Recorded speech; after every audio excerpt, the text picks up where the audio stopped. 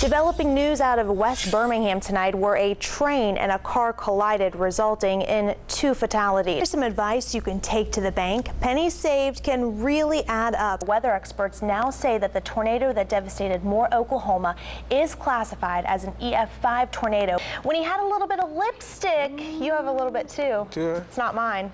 On the smudge of his collar.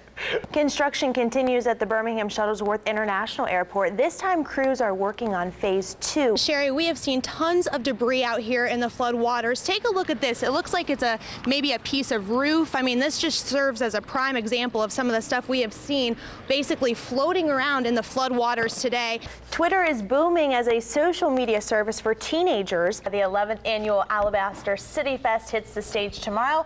There is plenty of action that's already happening, and the festival hasn't even started yet. I think they want to come here and do the news with us. What do you think? I would love to have them up here. Just right up here, yeah, barking? Wave and kiss each other all morning. Well, here are some of the stories making headlines this Wednesday, May 22nd. The search and rescue effort is... Good evening, everyone. I'm Shanisty Ireland. Thank you for joining us tonight. A juke joint open for the last 60 years in Bessemer has been the topic of some controversy this week after the owner was informed that he was not in compliance with zoning regulations. But the show has gone on at Gibbs Place in spite of those warnings. Our Chris Womack is live in Bessemer tonight. Chris, 2 people are dead after a standoff with police this morning. Huntsville police say the standoff was a domestic situation. After several hours, the SWAT team entered the home. Authorities say a man and a woman were found deceased. Police say the suspect had already shot himself before the team entered the home. Another female was taken to the hospital with injuries, and 2 children under the age of 12 were found unharmed. A Shelby County bus driver is off the job pending a review of a recent DUI. Arrest records show that 54-year-old Deborah Palmer was taken into custody for driving under the influence earlier this week. Now, police say Palmer was driving her own vehicle, but she was en route to work. A spokesperson for the school district tells CBS 42 that they are taking all necessary steps to address this issue. It's been almost 5 months since 20 children and 6 adults lost their lives in the tragic shooting in Newtown, Connecticut.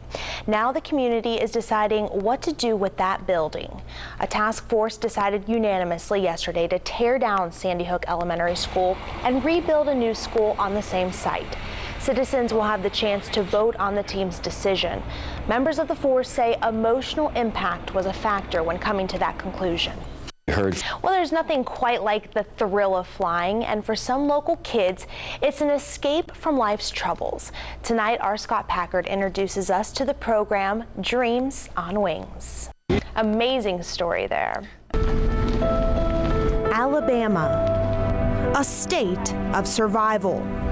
Through the wreckage, integrity is tested and heroes are born. I mean, it's just like a nightmare. It's just not supposed to be like this. Hundreds of miles away from home, Angie Clements received the call. News that her mother and stepfather miraculously survived the EF4 tornado in Concord was comforting. But her personal storm was far from over. The first thing I did was I called my dad's cell phone, and it went straight to voicemail. After multiple attempts to try to reach her biological father, who lived in Pleasant Grove, her worst fears were confirmed. I knew, and I just knew. A calm came over me, and I just knew that he didn't make it. 5 days before the storms, Angie's mother and her stepdad had just closed on their new home in Concord. It was just beautiful.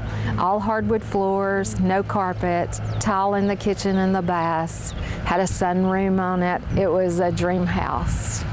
The Newtons spent Tuesday afternoon moving in, unaware that on Wednesday, a tornado barreling full speed was heading their way. And I was saying, hold on, house, hold on, house. I said that twice. And then my husband said, there goes the roof. And I didn't look up, I kept my head down. The next thing I remember, I'm laying on my stomach with my arms stretched out as far as they'll go, and I'm hanging on to the bottom of his t-shirt. And I can feel he's blowing away from me. And I just held on, and he tried to reach back and get me, and it stopped. And it's just some kind of miracle, because we really should be gone. We've heard some amazing stories of survival rising from the rubble of these storms, but the one thing that drew our attention to this particular family is a photograph that started here and landed here. It was a picture of a young girl, senior portrait, cap and gown, 8 by 10. The only one that I have found that size. The photograph was Angie's. She and Mr. Bennett were united on Facebook, forming a newfound friendship. He got it to my mom as soon as he possibly could. He's an angel. This family holds on to one another, miles apart, but Alabama holds their hearts. In Concord, Shanisty Myers, CBS 42 News.